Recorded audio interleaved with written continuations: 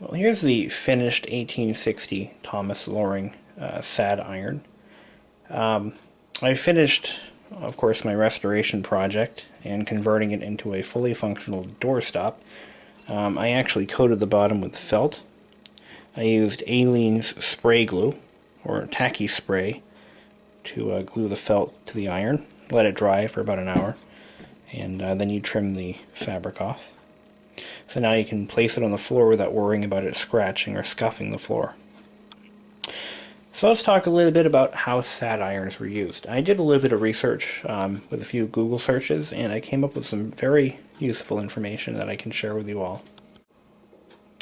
Now, as you may have figured out, a sad iron would have been placed on a hot stove, either a coal or a wood-burning stove. Some actually were fortunate enough to own an iron stove, which was a very small stove, about maybe that tall, that the iron would just sit on top of. And that stove would run on coal, typically, in the 1860s, or it could have run on some liquid fuel, kerosene or gasoline. Now the iron would have gotten extremely hot. It would take a lot of skill and practice to know how hot the iron should be before taken off the stove and used. So in order to prevent burning your hand, or prevent hand burns, you would pick up the iron with a rag like this. And that is how you would prevent, of course, the heat from conducting straight to your hand and burning Mr. Thomas Loring's name into your palm. That would be very bad. So that's how you prevented yourself from getting burned. Again, it took a lot of skill, patience, and know-how to know exactly how hot the iron should be, because if it was too hot, it would burn the clothing or whatever cloth you were ironing. If it was too cold, it would be completely ineffective. Now my question was, well, okay, great. You've got an iron, you're ironing your clothes. Well, they didn't have heat-resistant paint in 1860, so what would you do to prevent it from rusting? Now, rust would instantly stain any clothing or cloth it touches. And of course, back in those days, they didn't dye a lot of their fabrics. A lot of it was white, so any rust would show up. It's actually quite simple. They would coat the iron with grease. What kind of grease, I don't know. But I would imagine it would be some kind of a food-based or meat-based grease, like animal fat, I should say. And you would grease the entire iron top and the bottom. I'm sorry, not the bottom, but just the top of the iron and the sides. And that would prevent it from rusting. Now, to keep the iron smooth and to allow it to glide over cloth or linens, you would coat the bottom of the iron with beeswax. You would actually wax the bottom of the iron. If there was any rust forming on the iron, you would sand it off. So, it's a lot of work. So you've got to not only sand your iron, but you have to wax and grease it.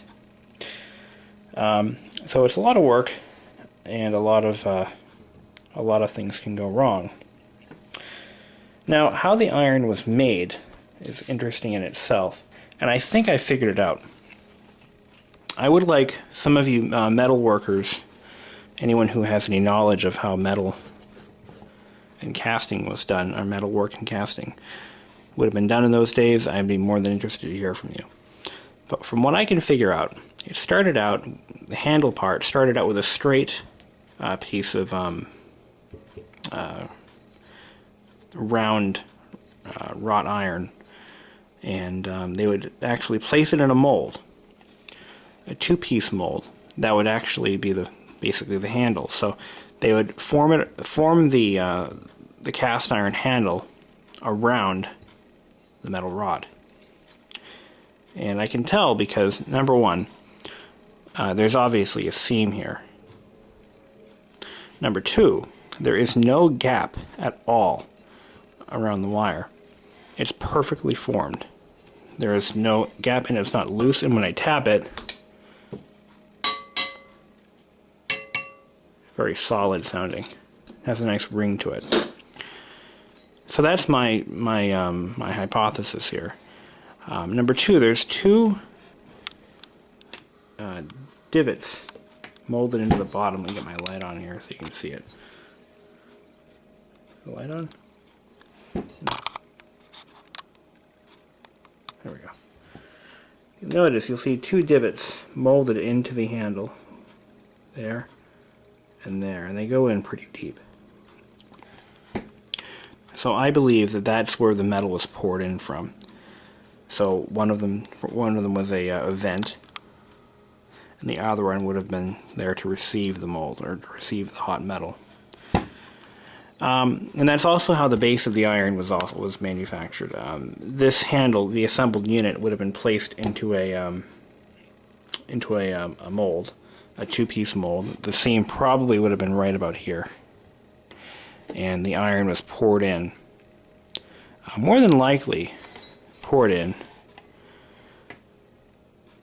either here or here. So this would have been open.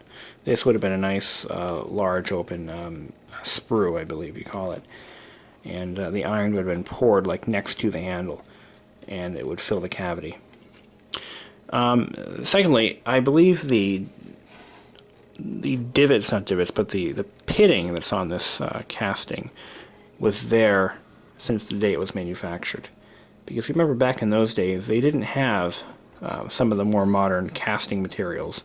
This would have been done with a sand mold, or cast in sand. So it would have been a very rough casting to begin with. And because it's an iron, they wouldn't have worried so much about the appearance or the cosmetics of the piece. As long as the bottom was perfectly flat and shiny, that's all they care about. And the handle isn't sharp and you won't cut yourself on it. Because irons were relatively common and therefore inexpensive, relatively inexpensive items to have. Because a lot of these were used by servants in wealthier households, they wouldn't have worried so much about how pretty it was. So, I thought originally that this would have been buried underground, but if that were true, there would be much more pitting on the handle, on the wrought iron handle support. Now, much later irons would have had a removable handle, and that would prevent you from ever burning your hand on the iron. You would basically attach the handle, throw it on the stove, remove the handle, let it heat up, grab the other iron that would be next to it, right here, pull that one off, use it, put it back, take the handle off, and attach it to this one. So a lot of these would have been sold in pairs or multiples. So that answers that question. Of course, this is not a steam iron. You would have to have actually drizzled water onto your linens before you ironed them. And I believe they had a special bottle for that. That would actually drizzle water. Because they didn't have spray bottles in 1860, as far as I know. That would have been too complex. So there you have it. So for the next 150 years, this will be used to hold my door closed, or open, I should say. That's what I bought it for, and that's what most people seem to be using these for, to hold doors. It makes me wonder when the last time this iron was used. I mean, it's pretty safe to say that anyone who ever used it is probably long dead, because electric irons pretty much took over around the turn of the century, except for in rural areas. They would have still used an iron like this, or a more modern coal-fired one, or even a gas-powered one. They actually had irons that had a burner built in, and a little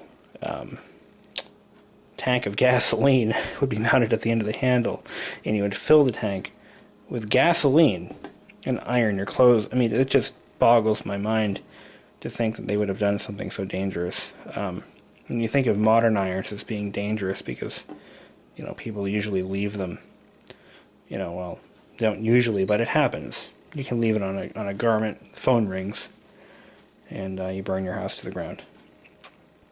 But in the old days, you had to worry about whether or not there was enough fuel in the tank, and if it leaked out and set fire to your clothing. Holy hell. Now, as for the term sad iron, it's actually a a term that was used because the iron was heated on a hot stove, and it took a lot of patience and guts to actually iron clothing, which was pretty sad. So that's where the term comes from.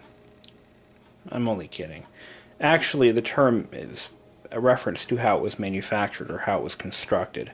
It was a solid piece of iron, as you see. So sad iron isn't two words. No, it is actually one word. S-A-I-D-I-R-O-N. But over time, the term had evolved into sad iron and spelled phonetically. So, this retired piece of 151-year-old iron will lay to rest for eternity, holding my door open.